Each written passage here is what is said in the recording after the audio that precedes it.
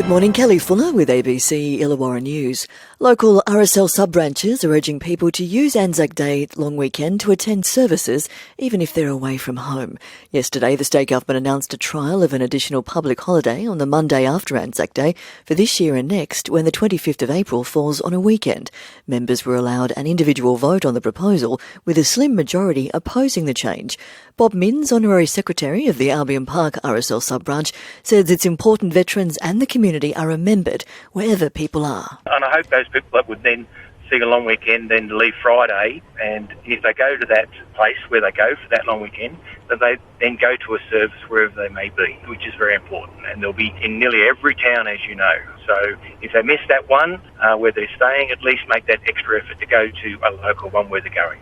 Port Kembla-based steelmaker BlueScope is set to release its half-year financial year 2026 results this morning, with investors eyeing its next moves amid takeover speculation. Attention will be on $2.8 billion in potential land sales, including areas in the Illawarra, and how the company plans to navigate interest from bidders. The steelmaker recently turned down a $13 billion offer for Seven Group Holdings and US firm Steel Dynamics. Shareholders will also note a $438 million special dividend and hear from the new CEO and Managing Director Tanya Archibald, the first woman to hold the role.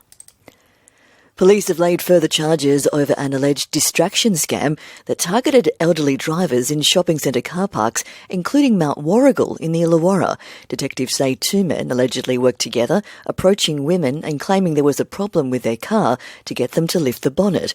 While the driver was distracted, a second man is accused of stealing wallets, cash and bank cards from inside the vehicle.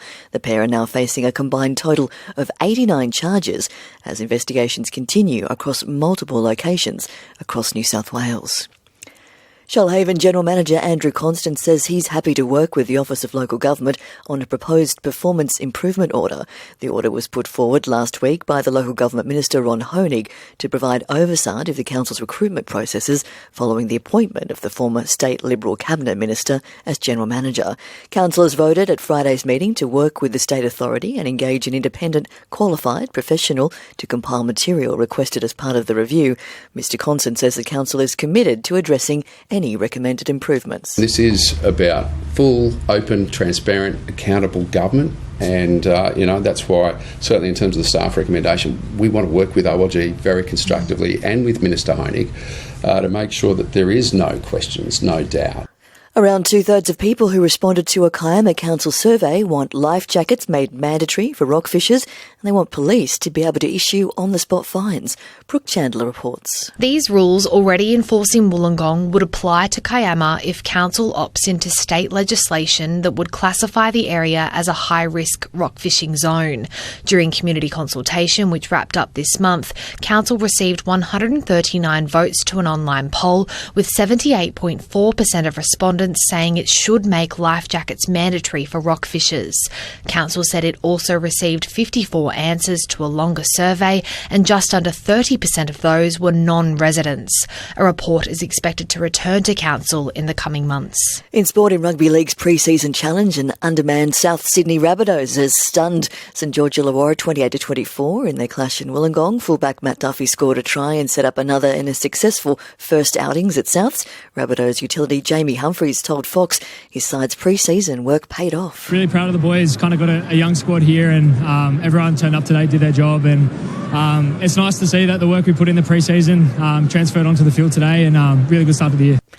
In the NBL, a mixed result for the Hawks over the weekend. Last night, the Hawks defeated Melbourne United 100-91, and on Friday, the Hawks lost to the Sydney Kings 120-94.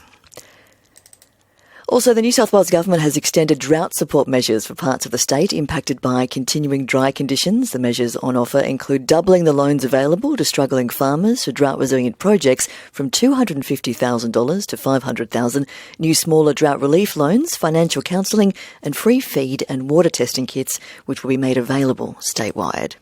A look at the forecast: partly cloudy, the chance of fog early this morning, the medium chance of showers during the afternoon and the evening. We're looking at tops today of 23 degrees in Wollongong, 20 in Bowral and 25 in Nowra.